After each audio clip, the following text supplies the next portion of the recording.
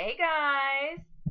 So I don't know if you guys know, but I am a huge Harry Potter fan. I don't think I even officially acknowledged how much I was a fan until college. I mean, I think I remember seeing the Sorcerer's Stone merchandise at Hallmark. The trapdoor with Fluffy, Harry chasing after the golden snitch. Had no idea what it was. And I somewhat remember the werewolf scene from the third movie on a school movie night. Was scarred for life. But I didn't start watching the series until my dad introduced it to me after Goblet of Fire came out in theaters in 2005. Since then, I've seen them all in theaters. Order of the Phoenix, Half-Blood Prince, Deathly Hallows Part 1. Went to the premiere of Deathly Hallows Part 2 and saw it in 3D with my Harry Potter glasses and cried so much. I didn't know I could cry so much at a movie. I almost cried as much as I did for the book, and I never cry more than the book. I was surprised that I cried more for the book. Wow, J.K. Rowling. Wow. So anyways, after watching the many marathons of Harry Potter on DVD, ABC Family, and reading all the books through what I think were the best weeks of high school, I began mourning, like any other fan, that it was over and that my children would never experience the same thing that I had growing up with Harry and his friends. But a little while afterwards, while I was searching YouTube over my subscriptions, one of my guys were talking about Pottermore, which was the next mysterious step into the Harry Potter fandom. So I thought,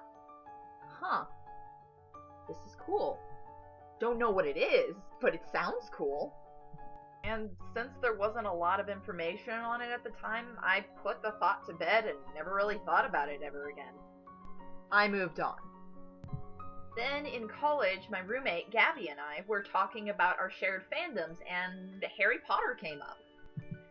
Now, I wasn't as religious about it as she was, since she could remember things from the book by heart, where I would only pick them up and read through them all once in a blue moon. But she asked me if I had joined Pottermore, and I was like, no, but I've heard about it.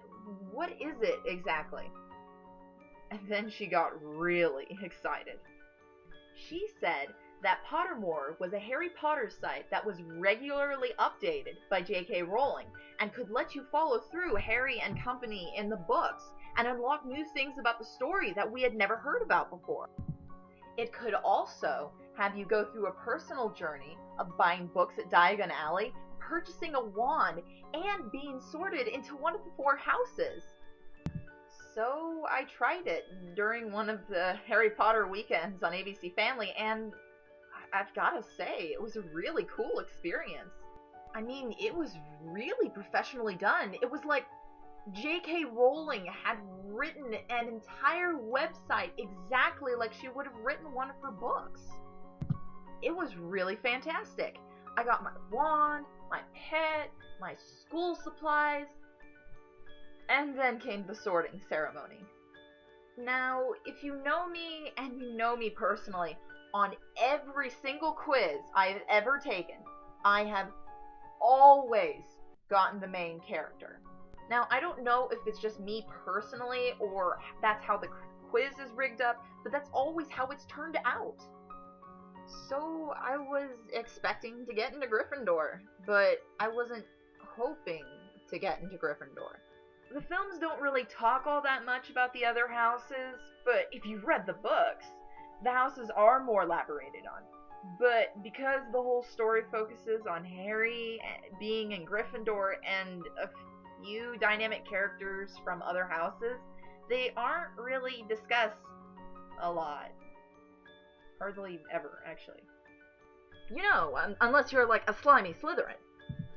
I guess you could say that I honestly wanted to see which house I would be placed in. I mean, if J.K. Rowling herself will sort me, then it has to be the most accurate personality quiz on the web that compared to, like, people on Tumblr and Quizzilla.com. So, after many interesting questions and a cute little message from J.K. Rowling, I was sorted into Ravenclaw! Oh my god, I can't believe I didn't know!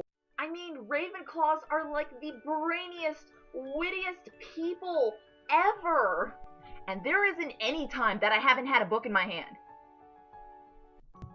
And I feel so bad for not knowing about them. I mean, Luna Lovegood was in Ravenclaws, for God's sakes. Not to mention she was younger than everybody. How did I not know this? Darn you, Harry Potter films. Darn you. I need to read the books more. So, naturally, after Pottermore, I fully accepted my new Ravenclaw house pride. Aside from Gilderoy Lockhart being in my house. I mean, I even competed in my college Quidditch matches. That's right, ladies and gents.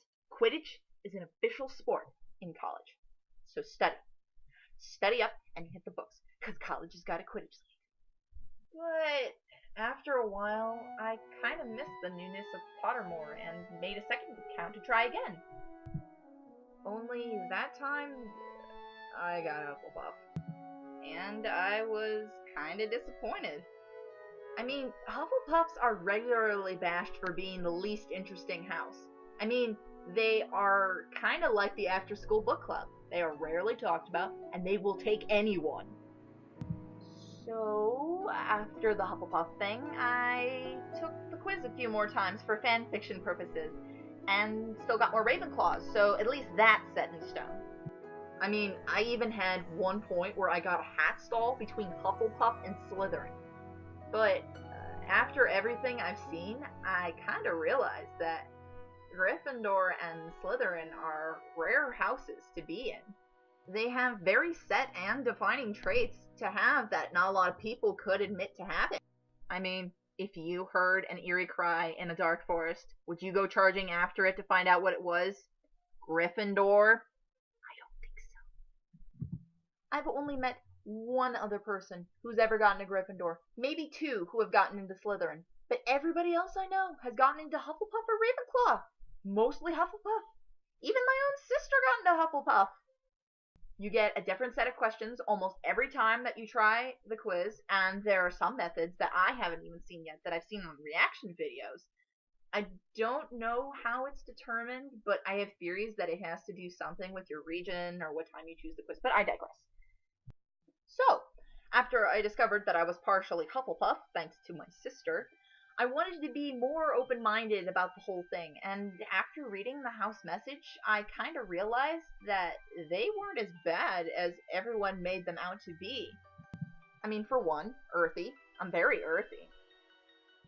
Loyal, kind, hardworking. Aren't these traits that people strive to be, to work in this world? Plus, Cedric Diggory. Nuff said. And the same could be said for Slytherin House. I mean, my roommate, Gabby, was placed in Slytherin, supposedly the evil house where all the bad witches and wizards come from. And she was one of the nicest, funniest people I have ever met. Aside from the particularly bad wizards. Tom Riddle. And the sort of bad wizards. Tom Felton. Slytherin's house traits are resourcefulness, ambition, cunning, and self-preservation. They strive to be great and will actually plan out their next move before acting upon it. They even have loyalty. The people of Slytherin House are like blood brothers. You cannot tear apart their loyalty to each other and their house. Unlike Ravenclaws, which will stab each other in the back come exam time for the highest mark. Wow, Ravenclaw. Wow. The Slytherins even admitted on their house message that while they had quite a few dark wizards in their house, they didn't go denying the wizards, unlike the other houses, which have all produced their fair share of dark wizards. It's like this whole separation into 4 different houses makes a clique a requirement based on stereotypes.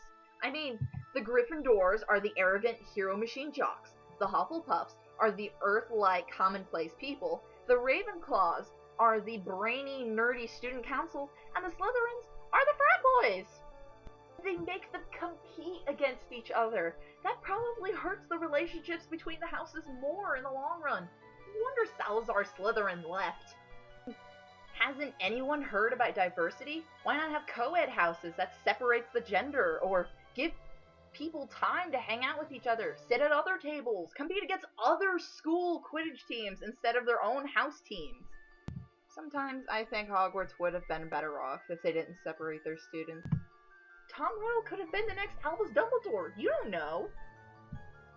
So maybe the movie and book perceptions of the houses make them out to be a lot more different than the people think they are, because they're only told from the perception of a Gryffindor. So, Slytherin, Ravenclaw, Hufflepuff, or Gryffindor, or whichever house, enjoy your house pride, but don't let it get to your heads, and try to have some fun and study the other houses. I'm SnowCloud8, signing off.